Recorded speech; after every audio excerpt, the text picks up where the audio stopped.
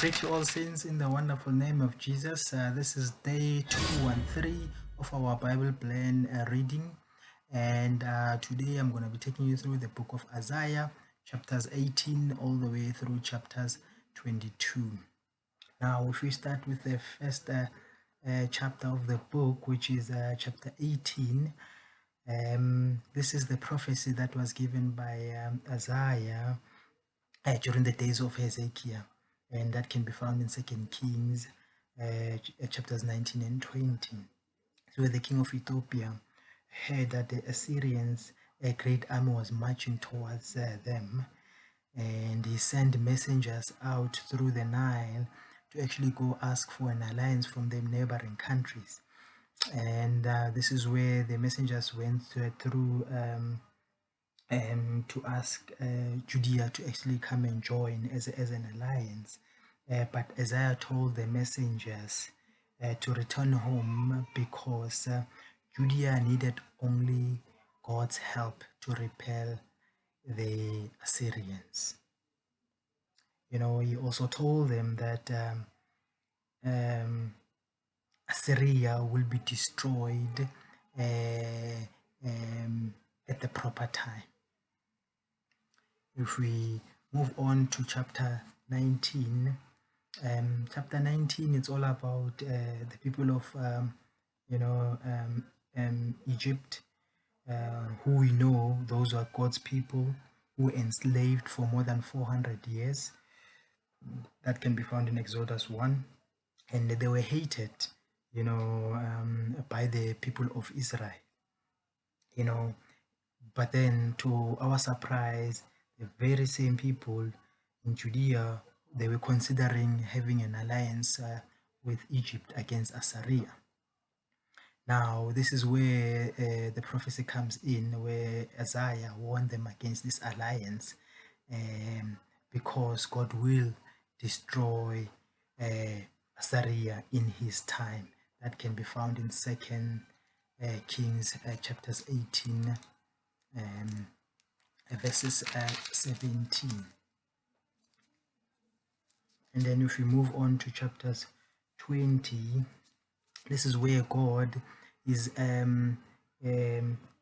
asking Isaiah to demonstrate in a shameful and illogical way. This is where God commands Isaiah to walk about naked for 3 years. Look, one might think this was an humiliating experience. However, God was using Isaiah to demonstrate the humiliation that Egypt and Ethiopia would experience at the hands of Assyria. But the message was really for Judah. So basically, it was basically saying there, do not put trust in foreign governments, or you'll experience this kind of shame from your captors. At times God may ask us to take steps we don't understand, but we must obey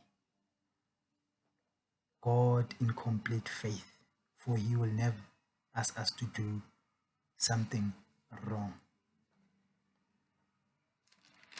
If we move on to chapters 21, this is about Babylon.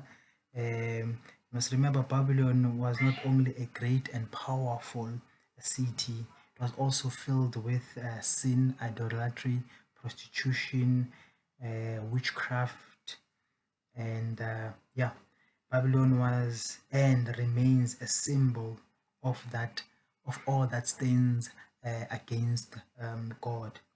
Now, despite all its glory and power, Babylon, however, would be destroyed, and along with all its idols, they would, and those idols won't be able to help in time of trouble.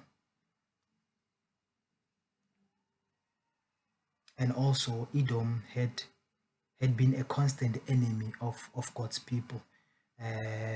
You must remember that they rejoiced when Israel fell to Assyria, and this seals Edom, you know. So yeah, if we further move on to the last chapter of the book, which is chapters 22, this is also a message about Jerusalem. So the leaders of Judah, they thought they did all they could by preparing for the war. You know, they got weapons, they inspected the walls, they stood up water canisters in a reservoir, but all their work was pointless simply because they never asked God for help. So too often we take steps that, although are good in themselves, but they really won't give us much help as we need. So basically, the moral of the story there is we must get the weapons and inspect the walls, but God must guide the work. So, saints, I ask you that you join us at 5 o'clock, and then let us assess and give our interpretations of the word and share amongst us, and then all the revelations. Yeah, we ask you to join us.